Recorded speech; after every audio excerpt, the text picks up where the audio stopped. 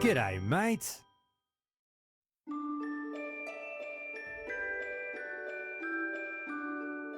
What's up, party people, and welcome to the Josh Corbett Podcast, where it's not my opinion that matters, but yours. In episode 2 of this mini-series covering Final Fantasy VII, we'll be discussing the intricacies of the game's plot and themes on somewhat of a more global scale, as all the specifics regarding characters and more will come in other episodes, as you heard in episode 1 with Cloud and Aeris. The following conversations in this episode feature Final Fantasy superfans Neil, Mike, Jacoby, Sub-Zero, and Jay Carvey, who I can't thank enough for their involvement in the show, and you'll hear more from them in later episodes. Please be aware, this podcast series is riddled with spoilers regarding the plot and characters of the game. If you've not played through Final Fantasy VII before, please play it and enjoy the fantastic story and come back afterwards. I repeat, spoilers are coming.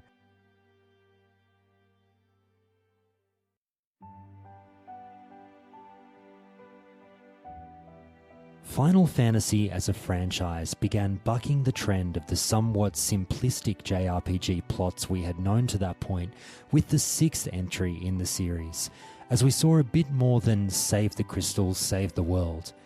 In flexing its narrative muscle, Square challenged themselves to keep that ball rolling with Final Fantasy VII, but also to take things in an entirely new direction.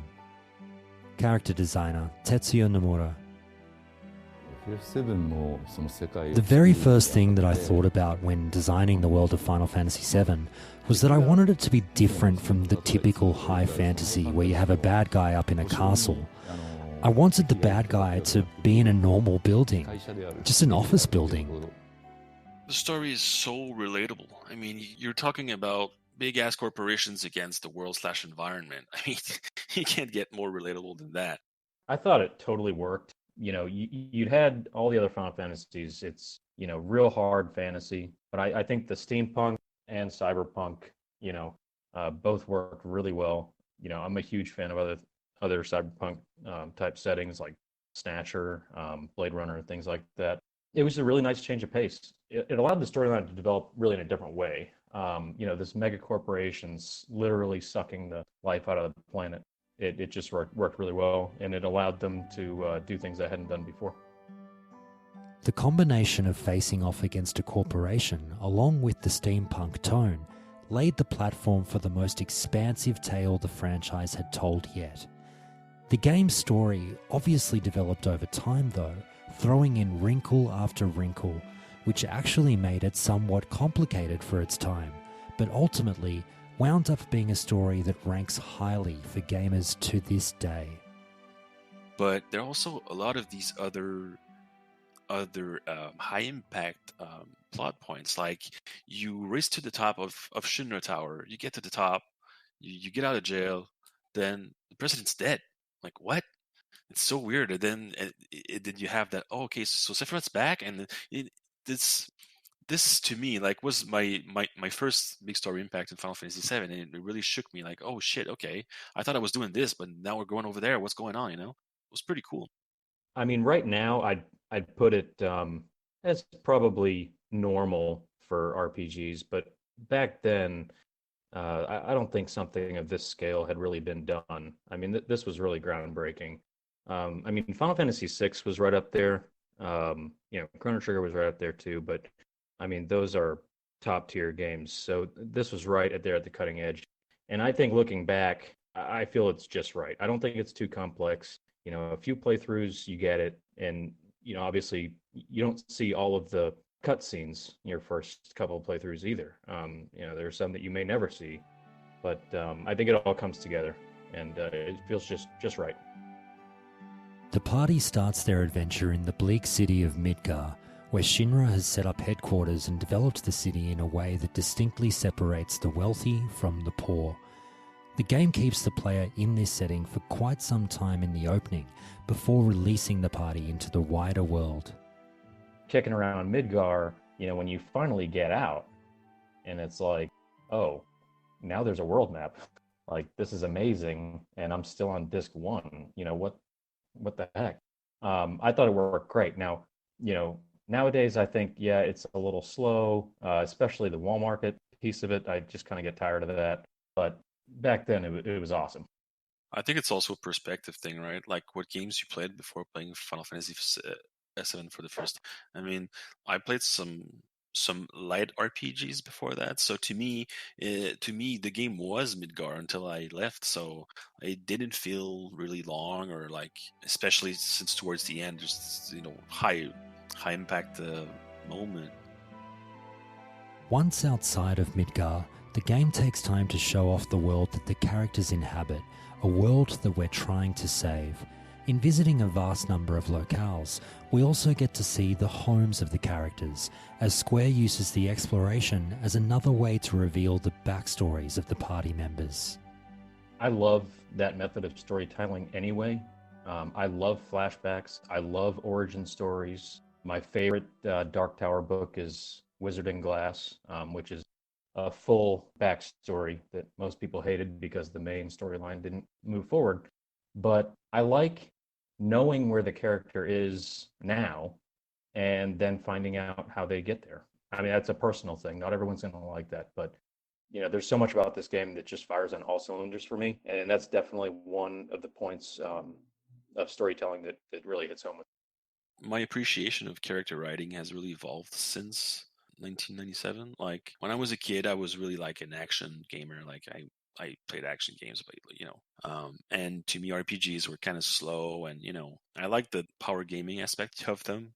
It was much later that I came to appreciate backgrounds and backstories. So when I first played it, I was like, oh man, can we get this over already? I just want to get to the next point and kill some monsters. So yeah, so later on, I've come to appreciate it more, definitely. Where the secondary antagonist of Shinra is featured from the very outset of the adventure, we see similar early and frequent appearances of the game's primary antagonists in Jenova and Sephiroth, something which wasn't always the norm with JRPGs and the Final Fantasy franchise. I love the antagonists that are in your face for most of the games. I really like that, because when you boil it down, it's easy, right? It's a broken down white boy. So you see him enough, and you see his story and what he went through and what Cloud went through. He's a broken white boy too, and I don't know. I think it makes it more realistic. It's completely different from like a final boss like Final Fantasy IX, or like, what the fuck is this boss? But I don't know. I really like that. I like to grow with the bad guy, with the story, right? Rufus comes in, and right off the bat, he says, "Yeah, my dad ruled this company and controlled the people with money. I find it way more effective to control them with fear, and it's more efficient and doesn't cost us anything." So right off the bat that, okay, now you've got somebody worse on your hands. As bad as Shinra was, and how bad you thought they were, that's going to be worse.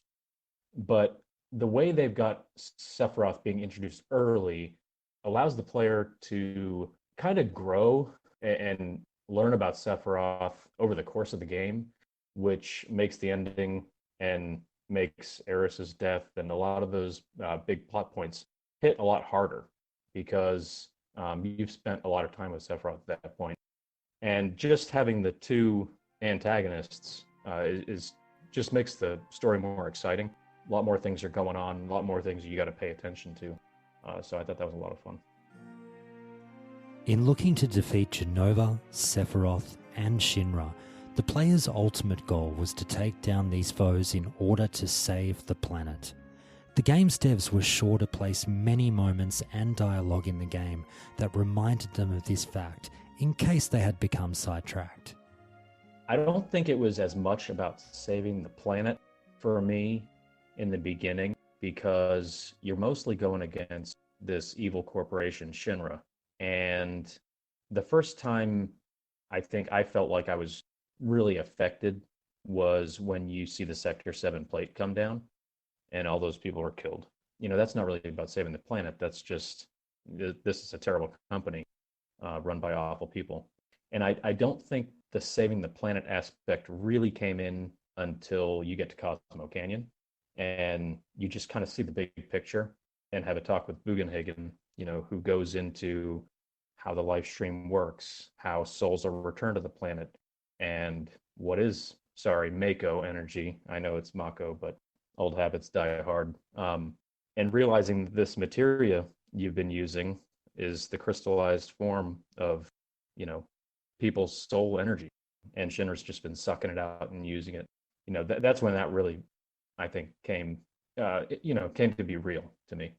To me, it came much earlier because I usually liked speaking to all of the NPCs when I played, like even back then, because I wanted to find every little detail and sometimes hints about hidden things. So when you talk to these NPCs and you understand what conditions they live in, you're like, okay, so like this is kind of a bleak world for them, right? It's not going so well. Like Midgar is like super rich and like, and even the half of Midgar is super poor, and you're like, okay, so this is the world, right? So when you get the Cosmo Canyon, like you get the why and the mechanic of how Shinra is bad for the planet, right? But you still feel its influence like throughout by talking with the people and saying, oh shit, man, like these people are having a hard time. One of the more intriguing concepts that had been dabbled with in previous Final Fantasy games was having a vast amount of backstory and plot hidden away in several optional scenes that players needed to somewhat go off the beaten path in order to find. These hidden gems gave players a much deeper understanding of the events of the game. However, Square made the decision to not include them in the mandatory parts of the storyline. As a game developer, I love that stuff because it gets people talking. Because if I played the game and I got Vincent in my party and you don't, so we talk, hey man, I got this character. What? Where did you get him and what happened? And it creates this thing where the story becomes bigger than the game, because suddenly you have players talking amongst themselves on what happened and stuff like that. And to me, that's a big appeal to video games in general, is the social aspect of sharing and really engaging with the world throughout other players. So I really like that personally. I gotta agree with Neil. I mean, it's so fun to be able to talk to somebody, who maybe didn't do that extra little piece of content, or talk to somebody who did something that you didn't and find out something new about a game that you love. I mean, a couple years ago, my sister came in town to visit, and I think we were both in our 30s at the time, and we got to talking about Final Fantasy VII, and I think I mentioned something maybe about Professor Gast being Eris's dad, and she's like, "What?" And I was like, "Oh yeah, you go to the Icicle Inn and you view the videotapes," and she's like, "No fucking way." And it was just so much fun to like sit down and then just view those cutscenes together and then talk about it. Yeah, I mean, I think it's genius, and not only for the social aspect, but just for you playing the game multiple times by yourself and discovering something new every time. It's just awesome. After so many huge moments shared with these characters over an adventure lasting between 40 to 50 hours, the game culminates in an epic showdown, and with plenty of full motion video playing out the story that we had enjoyed through all its twists and turns as it went to stick the landing.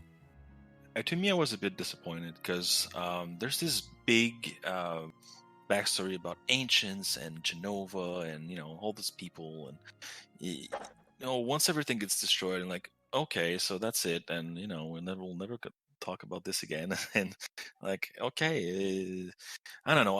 I felt like there was some stuff there that I really wished we would have spent some more time on, and I was really bummed out that when they made Advent Children, that they didn't touch on that at all. It was just like a rehash of Sephiroth. I'm like, oh, okay. But I felt that there was so many things in that world that could have been more lore-wise, could have been a lot more, and the editing kind of fell short for me on that.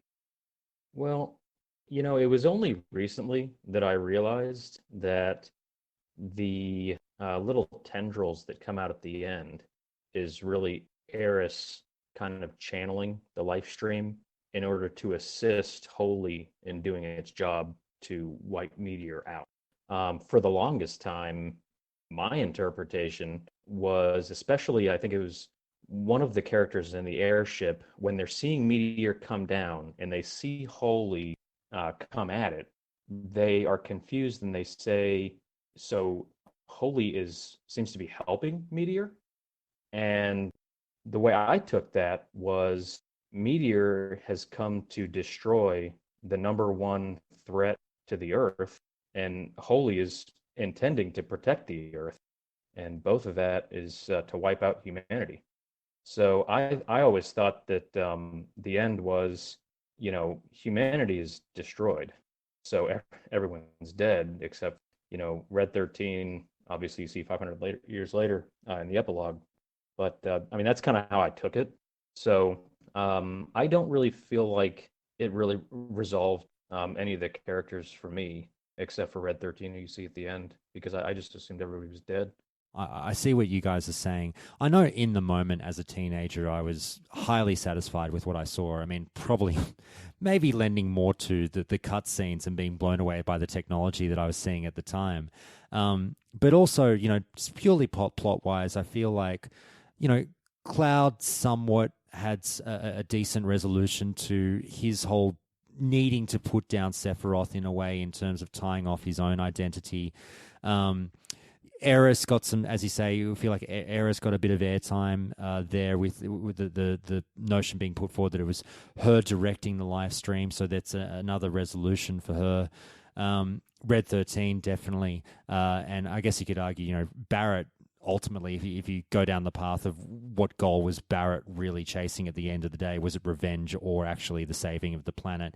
If you were of the belief that it was the saving of the planet, then Avalanche achieved its goal ultimately, even though it was through a means in which that they couldn't have possibly seen coming that you get at the start of the game. But I do remember feeling quite content with the way in which the story was wrapped up. I didn't pay much attention to Advent Children or anything that came after the fact, and even though I've seen Advent Children, I know that I'm one of those people who's like, I keep the canon within the game, even though I know the canon is extended by other properties. I kind of don't pay much attention to them. But looking at Final Fantasy VII as a standalone piece of lore, I was quite happy with the way in which it's resolved. I didn't necessarily need to see all the characters living a happy life afterwards. I think that final shot of Red 13 is in my top 5 memorable moments of the game. I think it's a beautiful shot that Katase-san has chosen to tie off the game with,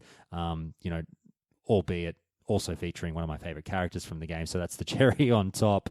But yeah, I think that everything was handled very, very well by the team throughout this game. And I think it was a pretty bold leap on their behalf to take things to the length they did in terms of the complications with the story, and really inviting gamers to get on board with this intelligent plot that they were telling, with the twists and turns that it contains. And I really do still to this day give them 2 thumbs up for the tale that was told, because I'm someone who really judges games almost first and foremost off of the story that's being told. I'm a huge JRPG fan. I want that narrative to be there, which is why games have let me down in the past that might have had great systems in place, such as, I liked the gameplay of Final Fantasy XIII. I hated the narrative, which is why I really don't view that game historically very, highly at all. But yeah, overall, guys, if you're throwing the script under the microscope, are you still giving it a thumbs up at the end of the day? Yeah, absolutely. And, to your point, Red 13, that shot at the end, I mean, I had just as much of a reaction positively to that shot as well. And even though you and I had a totally different understanding of the ending of the game, it ultimately ended up the same, right? So I think that's a testament to the way they put that together. I mean, huge thumbs up all around on the storyline. Same for me. I mean, it's easy to look at the story from a pure pen and paper standpoint, and you say, well, okay, it's got flaws. It's got characters that don't have much exposure. There's optional stuff you don't necessarily see, but the way it's realized in game, there's not a lot of games that can do that. It's really well meant. Once we're done processing the plot that's just unfolded before us, players may turn their minds to the themes that are present in the game, with some being quite overt and others being far more subtle. Final Fantasy VII gives the players a lot of food for thought when it comes to real-life issues, and perhaps none are more obvious than what the game has to say about the way in which we interact with our planet's environment. Probably the biggest influence it has right at the start of the game is the whole beginning chapter in Midgar. There's a lot of great elements going on. You're in this very dark, cold, hostile feeling machine city. There never seems to be any natural sunlight. It's always seems to be perpetually nighttime. Everything's covered in pipes and metal and technology. There's very little plant life anywhere until Cloud falls through the roof of the church and meets Eris and lands in that flower bed. And that's, or what Eris's flowers in general. But not only that, but you've got the whole soundtrack of the game kind of has that, the Shinra theme or it's very oppressive. It sounds very like banging on pipe metal or like very robotic, dumb. All these very themes of this very like cold steel oppressive feeling throughout the early chapter of the game. So it really hammers home this feeling of this is not good. This is you're fighting against something. This is what you're in for. And then throughout the rest of the course of the game, you got there's so many great moments showing you the beauty of life and nature and all that. So yeah, as a medium, so it does a wonderful job of hammering home an environmentalist message. The environmental aspect was the most overt during the opening act of the game, but it's more subtly paralleled, I'd say, throughout the second and third act, if you would classify it in such a manner, in that whereas Shinra is an industrial organization that's slowly draining the life from the planet, and Jenova is an alien that wishes to also destroy the planet, humans themselves are somewhat characterized in an ambiguous manner as humans are alien to the planet, hence the segment in which Bugenhagen explains the purpose of holy materia and how it may or may not wipe humans themselves. And I feel like that whole process of environmentalism is humans coming to, or at least the residents of Gaia, coming to the realization that we as humans, while maybe not necessarily in tune with nature and the inner workings of it, aren't necessarily alien to it. And it's up to our own decisions and how we wish to take our course of action to create that final determination of how exactly we fit within the planet. While Jenova and Sephiroth can certainly be said to be enemies of the planet, given that they are attempting to summon Meteor to destroy it, the theme of the environment does mostly revolve around Shinra, and the effects of their influence are no more evident than they are in Midgar. For me as a child, when I walked into a department store and looked at the game on the shelf for the first time, the cover art conveyed a lot to me already. In fact, it's probably one of my favorite cover arts of all time. The shot of the Buster Sword and Cloud. You're not even really looking at his face. You're just seeing him staring up. And it's not... They could have done a shot of him, sword fighting Sephiroth or something, but I love that he's just staring at this faceless company that's towering above him. And that theme continues all throughout the Midgar chapter in Junon. There's a lot of recurring themes of Shinra being above the people, literally. I mean, the opening shot, you fly out above the tower where all the big wigs in Shinra might be working, and then you have to zoom down to the train. You have to zoom down below, the pizza, as they say. I love that there's a very physical manifestation of the oppression of this corporation. From the moment the game launches, all you're seeing is black pipes, metal industry, and you don't even know for a massive chunk of time, assuming this is your first playthrough, there's no clear sign that you're going to see greenery. I mean, like Jacoby brought up, until you fall through that church top, you haven't seen anything. And when you finally ditch the city, I always thought it was kind of a cool thing that the first village you visit afterward is named Calm, and that it is such a striking difference from a thematic perspective, and just it really brings out such a juxtaposition between the two. Now there's greenery, there's life, there's a sense of home and family and comfort. I mean, yeah, granted, Exxon Valdez feels ancient to us now, and this game obviously didn't come out. This came out before the BP oil spill, which dwarfed that. But I think it's pretty heavy-handed that Mako is a metaphor for the oil industry, and maybe I wouldn't necessarily call it the lifeblood of the planet, but it's definitely like something that's deep in the ground that needs to be extracted. But extracting is a dangerous process and harmful to the environment anyway. It's a weird irony too that in later, like in Advent Children, like the alternative to Mako that ends up coming up, like Barrett ends up becoming someone who goes looking for oil as an alternative to Mako. So it's a weird kind of falls apart a little bit, but no, I don't think they were being too subtle with it. I think the creators were concerned about the environment at the time, and I think a lot of Japanese art focuses on natural beauty or like beautiful moments and trying to capture those. So it's like trying to preserve the world that can create that natural beauty and is important. So I think the creators wanted to really hammer that home. Notably, the game ties off on this theme of the environment by leaving the player with an incredibly poignant shot of a party member taking in the efforts of the party's journey and exactly what their quest wound up saving.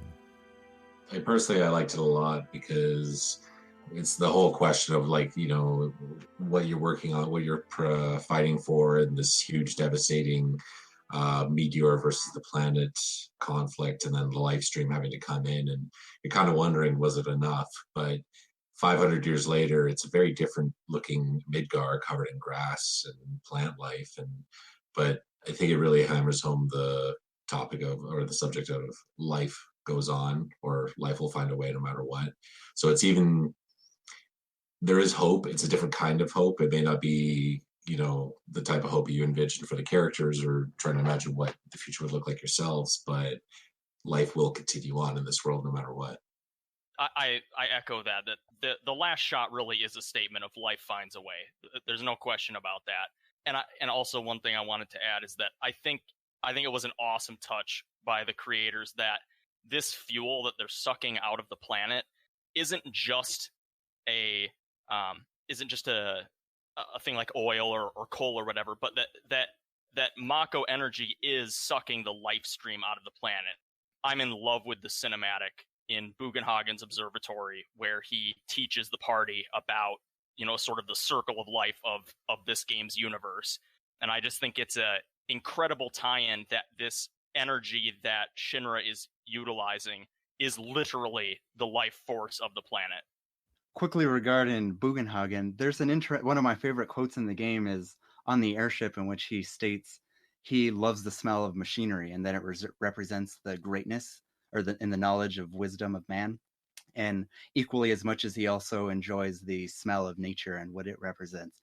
So I think it's not necessarily a message in FF7 that's trying to tell us to eschew all of our machinal inclinations, but more so to be able to readily understand the impact that our choices make upon the planet and adjust it in order to create a greater balance between it. Clearly, there was more than one underlying theme of this game, and the next one to touch on was something that the development team was far more vocal about being the central theme of the game. Creator of the franchise, Hironobu Sakaguchi, sadly lost his mother during the development of Final Fantasy VI, and thus he decided to make the theme of life and our concept of it central to Final Fantasy VII. I personally feel that the theme of life was one of my greatest draws from the game. And not only its depiction, but the way that it presents itself in subtle and very broad ways. In life, or rather in film and in a cinematic nature, death and life is often characterized in a more dramatic fashion.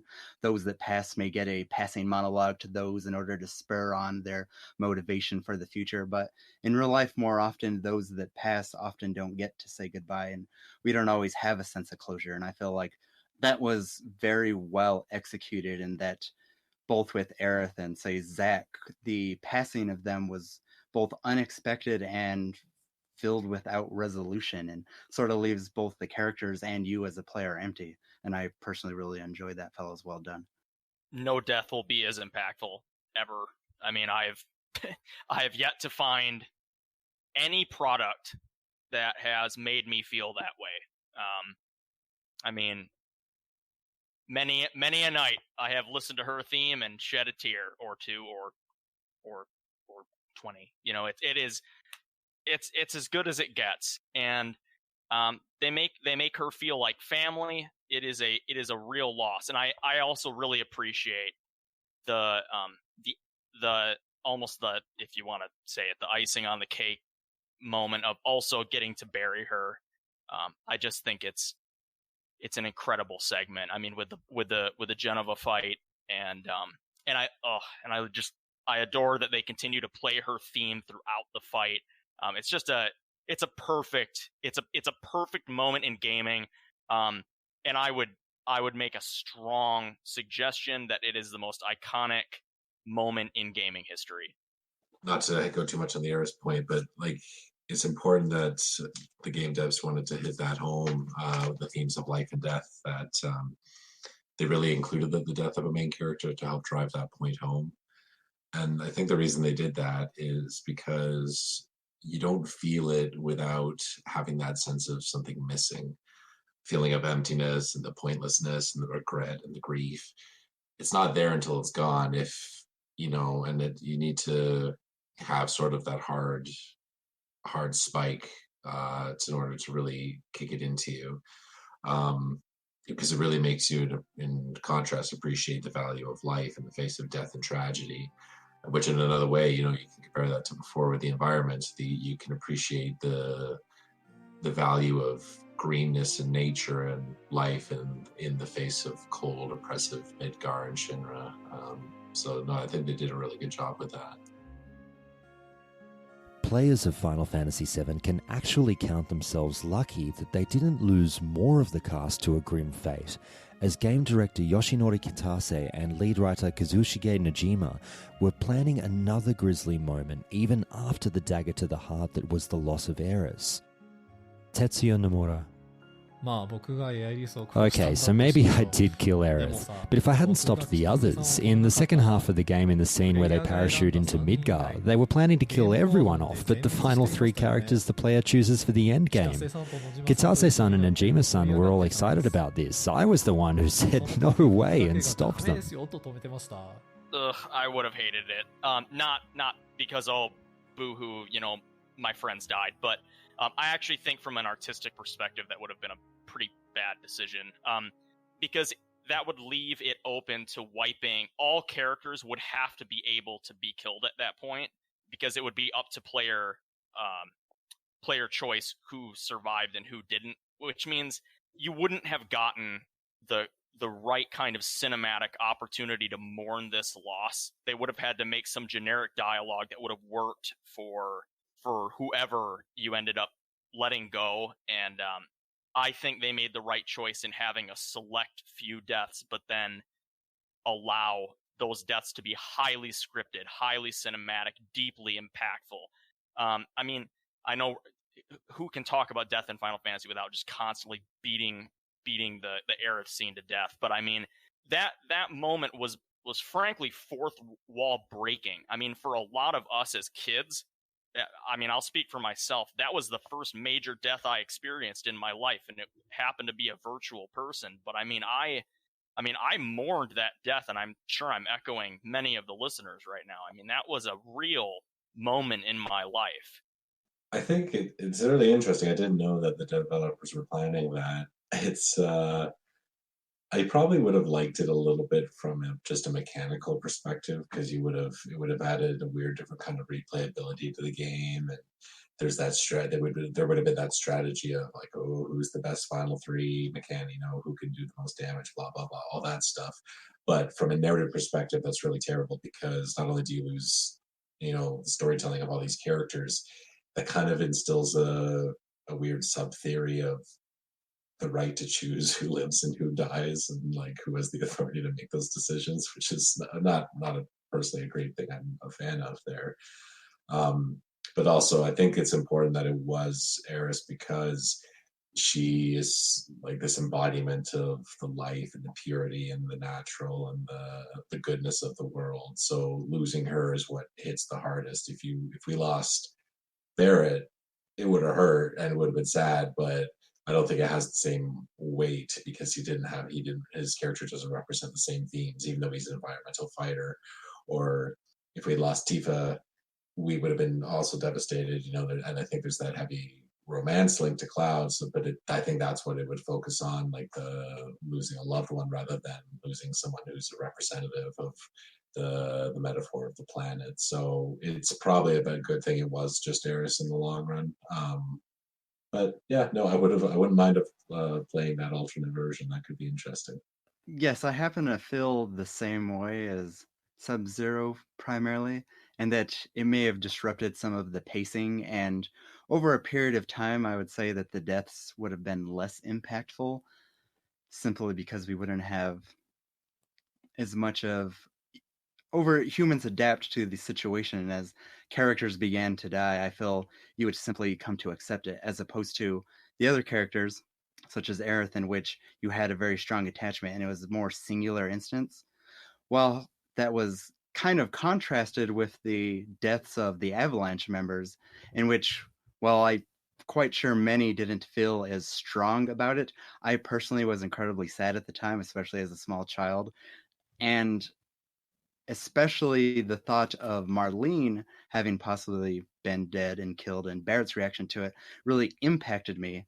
Of course, realizing that Marlene was alive, I felt a sense of relief, and of course started to slip into a sense of security, as though, of course, they wouldn't kill Barrett's daughter. They probably wouldn't kill a main character, and that ended up segueing into what ended up being, as Sub-Zero said, a very impactful moment. And for me personally as well, it was a time of, to not be overly dramatic, mourning, especially as a child, as that loss did feel greatly impactful. Not just from a narrative perspective, but even from a gameplay perspective. I feel they tied it in so well to really impact you from every angle, using the full scope of games as a story-driven medium to its fullest potential. In sending a message about life, the game indirectly tells us that despite the inevitability that is death, the ones that we hold dear are never truly gone and are always with us through the rest of our journey.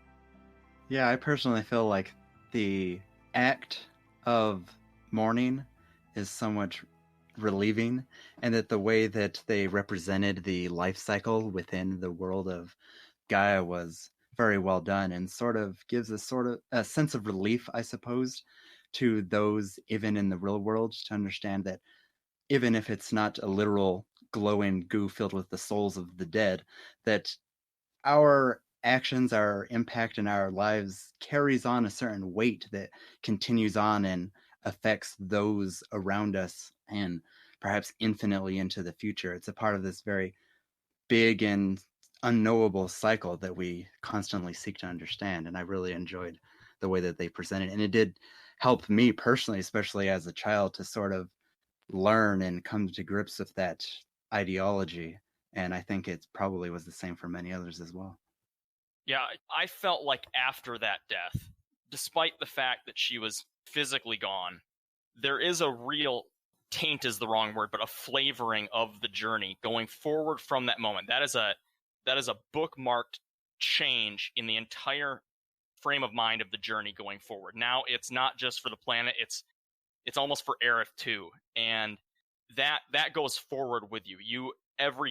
To me, it's like every boss fight going forward. Every time you stare Sephiroth in the face, or anytime you see an obstacle ahead of you, it's kind of like she's going along with you for the ride, whether she's physically there or not. And I think like for me with personal family deaths that have happened since then, that does inform me in that regard. You know, there's this idea that, yeah, they're not physically here anymore, but their teachings live on through you. I'll just say there's an interesting bit there about Eris returning into the live stream, or anyone returning into the live stream, but specifically Eris. But now that she returns to it, and it's telling you to kind of accept that that's where she's supposed to be, and she's a part of it now. It kind of blends the whole.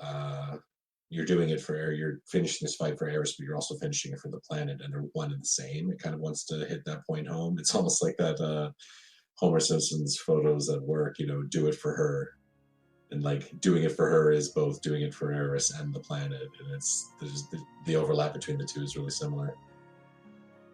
Another theme that simmers beneath the surface of many of the game's more significant plot points is that of identity, as many of the game's characters undergo an internal struggle regarding who they are as people.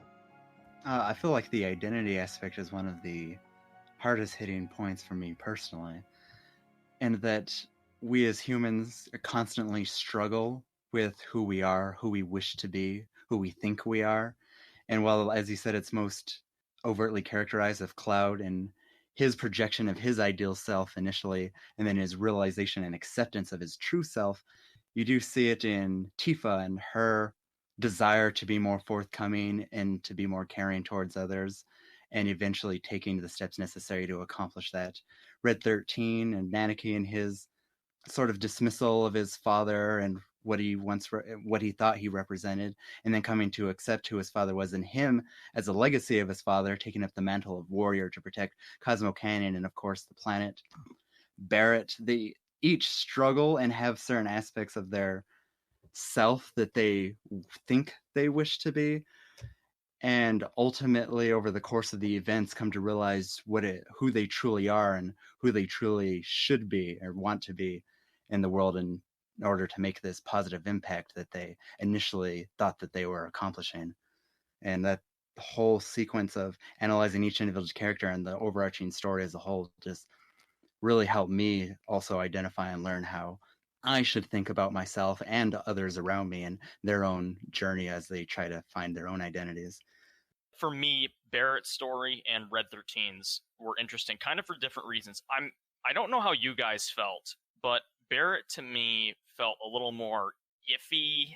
I always felt like, man, that the whole Corel episode was pretty brutal for him, and I think it was impactful for me because from the get-go in the Avalanche OG days, you know, blowing up reactors, having a ball, he seemed so like, I know who I am, I know what we're doing, this is everything to me, and I almost didn't even consider his past.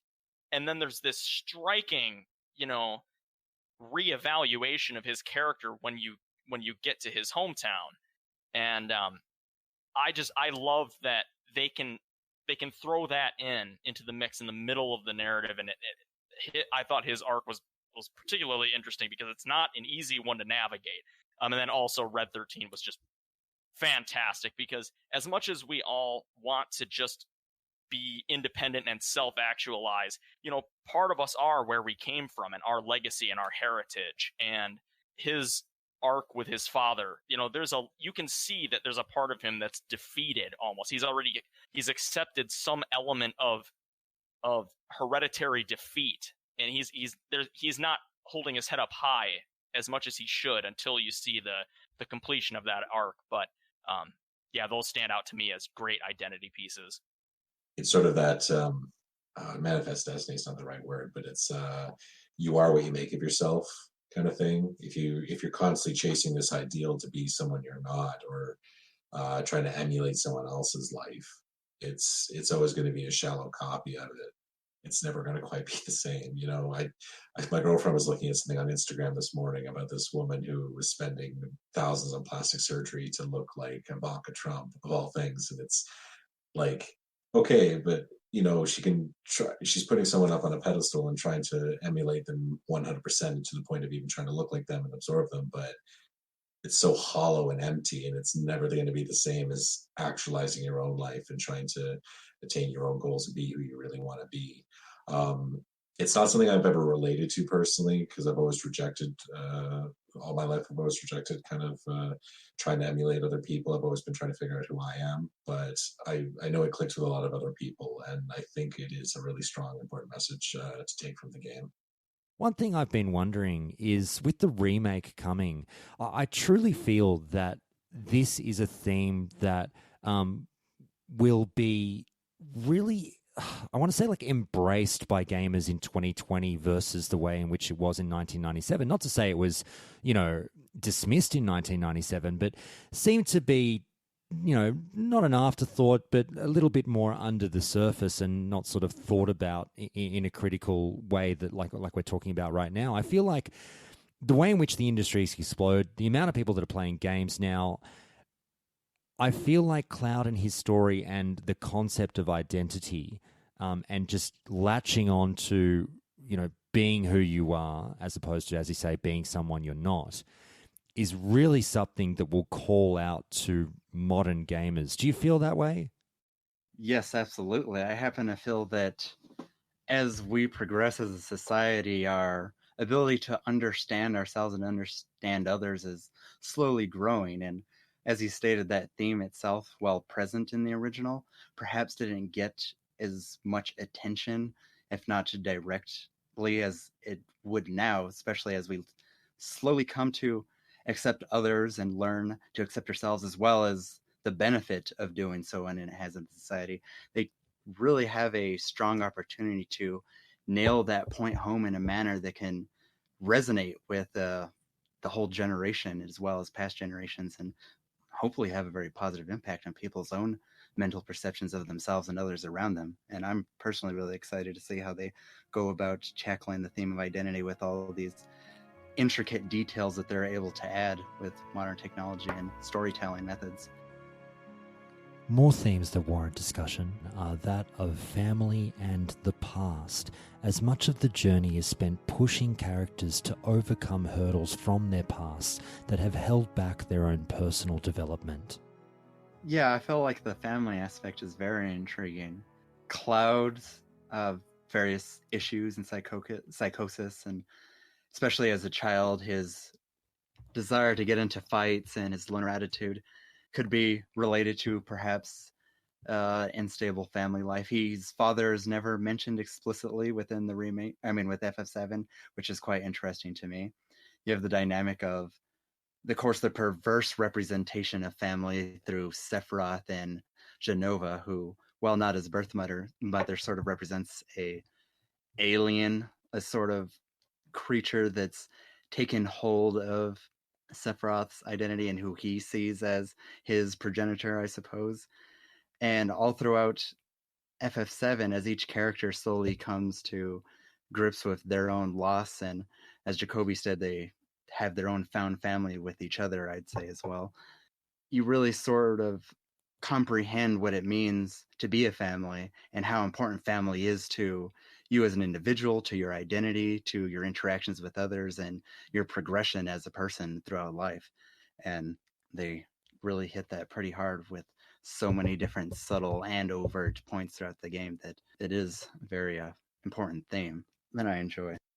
Yeah, absolutely. Every character, one way or another, has the skeletons or the ghosts that are haunting them and trying to find ways to move on. Even Eris, who's the most cheerful and pure of them all, has to deal with this knowledge when she's a little girl that she's part of this ancient race, and because of that, she will always be hunted by Shinra and pursued for something that's beyond her control, and that's something she'll have to deal with. I think the interesting thing is that everyone has to deal with this, and they all have to learn how to move on, and they learn how to move on together and form this family and team. Sephiroth, the villain, he learns something about his past and how he was created, and he doesn't handle it well, and he handles it horribly, and it tears him apart mentally, and he collapses and he shuts down and he becomes an absolute monster because of it. And it's sort of that dark reflection of everyone else of, if you don't deal with your past and you let it consume you and define you and warp your view of the world, what it can do to you. So it's a really cool contrast between the two groups.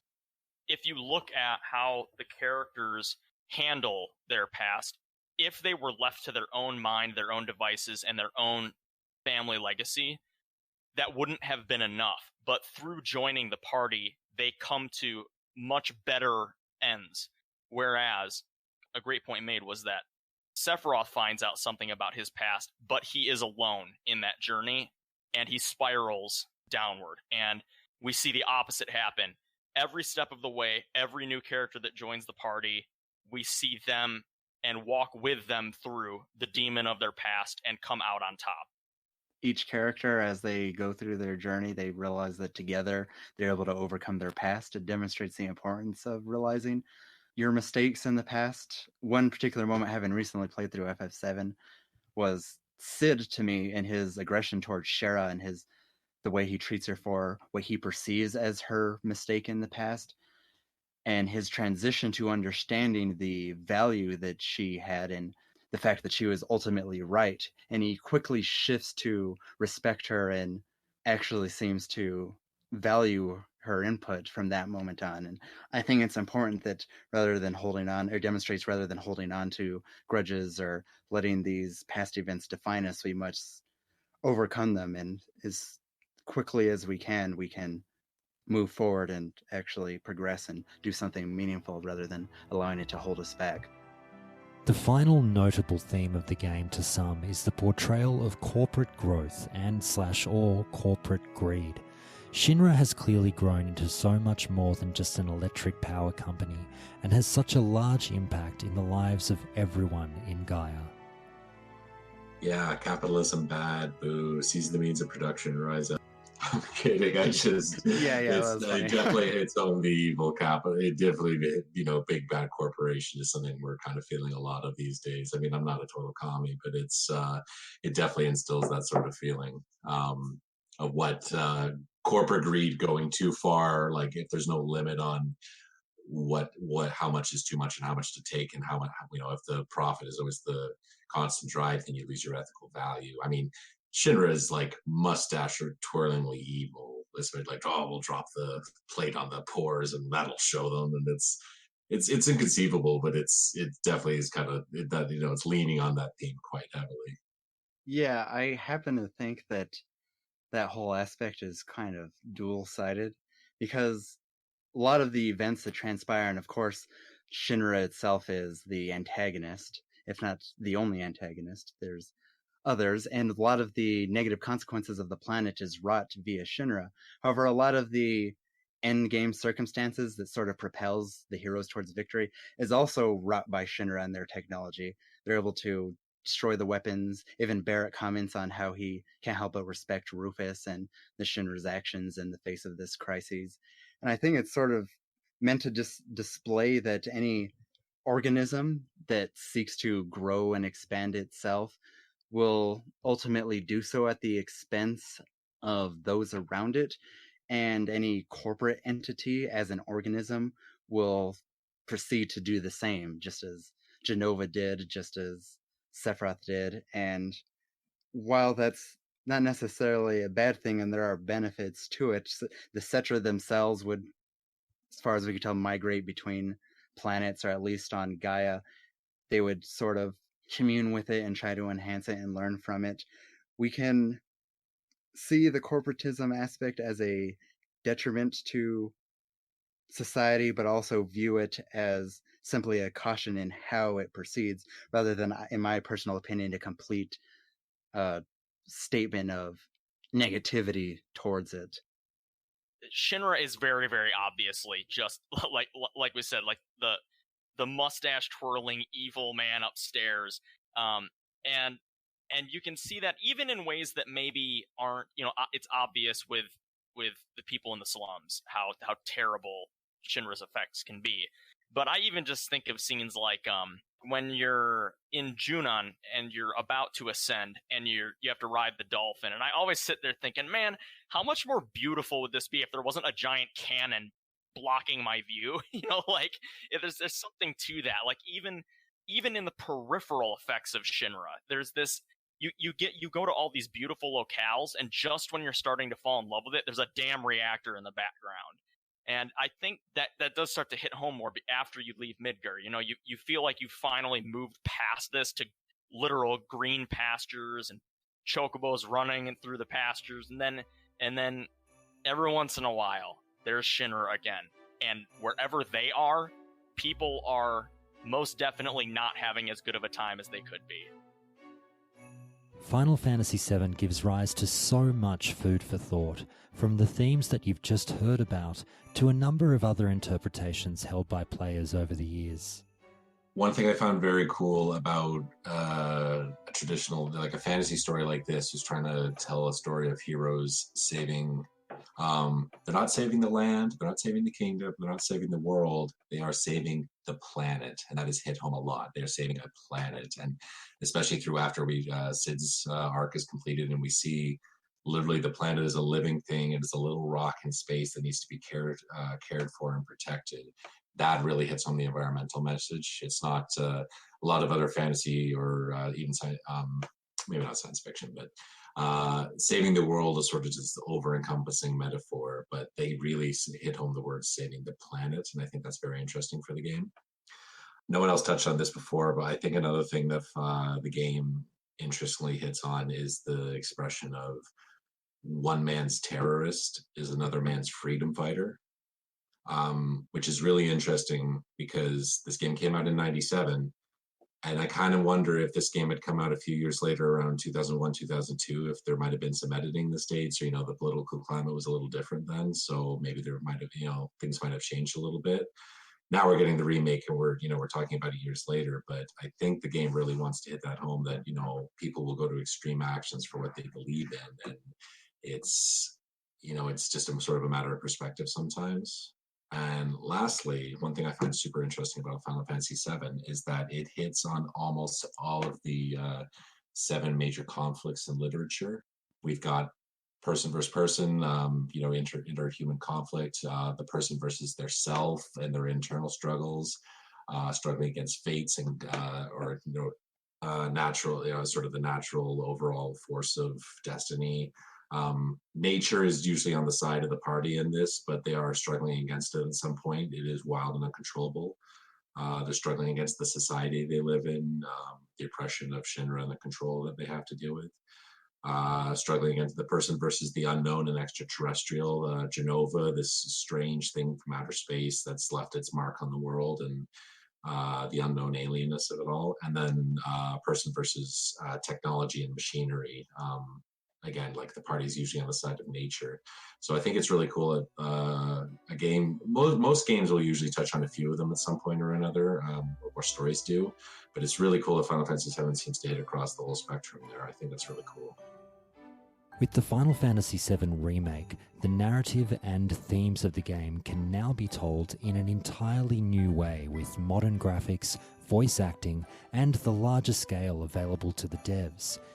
Seeing how the game further expresses emotions and messages with the current tools at its disposal is an exciting prospect for today's gamers. We got a little bit of a taste of it with Advent Children showing, the voice acting and the action scenes of these characters transitioning from an old PlayStation 1 game, and really sparked the imagination even more. And then to see the remake now is even, it gives a lot of hope to what could be coming down the road. I know Final Fantasy X is not everyone's favorite, but it really, going from text boxes and sprites sort of making motions at each other to full cutscenes with voice acting and facial expressions you can easily read and identify with. It was a huge step forward in storytelling, and I do really like it for that reason. So taking this classic story with all these great themes, putting it with modern technology, voice acting, and and then the fact that they're dividing it up into episodes is really cool too, because it allows them to dig deeper and go longer. So we get, it's more of a delicious buffet to eat. So I'm really looking forward to it in that regard. For conveying the emotions, back then we really had the music as the tool to kick you into overdrive and feeling these different things, whether it's suspense, action, sadness, all of it kind of was conveyed and brought to you directly through the music. But now we have such advancements in both the graphics and just having voice acting that I really hope that these big moments, all these different iconic moments, will be fleshed out and utilize these extra ways of conveying to enhance what we already love, because the original will always be with us. We can always go play the 97 release, but I hope that this will elevate it to a new level. As you've heard, the story and themes of Final Fantasy VII still have fans talking about what the game means to them all these years later, as the game's plot and subtext show that this wonderful title had so much more under the hood than a simple tale of good versus evil.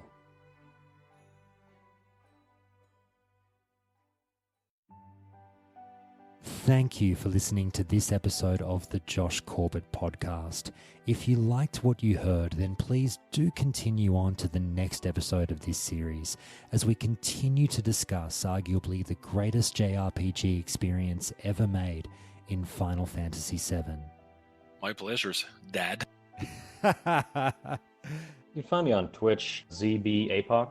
I would love to talk all things, gaming in general. Yeah, it's always a pleasure. Thanks for having me. And if anyone wants to talk further, feel free to hit me up. But if you know someone in the Discord and want to get a hold of me, you can reach me that way. I'm not in a whole lot of places on the internet. Just happy to be here, Josh. Thank you very much. Certainly. I don't have much of an online presence, but you can contact me at jcarby3 in virtually every social media. I do some YouTube videos. Don't tell my wife I said this, but I do reactions with her, and she has the most ridiculous facial expressions. So if you're interested in watching a Japanese person with zero influence or understanding of gaming at all react to Final Fantasy VII, that's the place to find it. jcarby23. This series features quotes and information obtained from the following sources: Square Enix, Polygon.com, TheLivestream.net, Schmooplations.com, Wikipedia, the Final Fantasy VII Wikipedia, and GamesRadar.com. I'll include links to the relevant pages in the show notes for each episode, which I do highly recommend people read if you're a huge fan of this game. The Japanese quotes recorded for this podcast do not all feature the people nominated, with voice acting and translation provided by the amazing Oni Dino, who you can find over at the fantastic Nintendo Everything podcast, which I also highly recommend listening to. But with all that done, please do join us on the next episode, as there ain't no getting off of this train we on.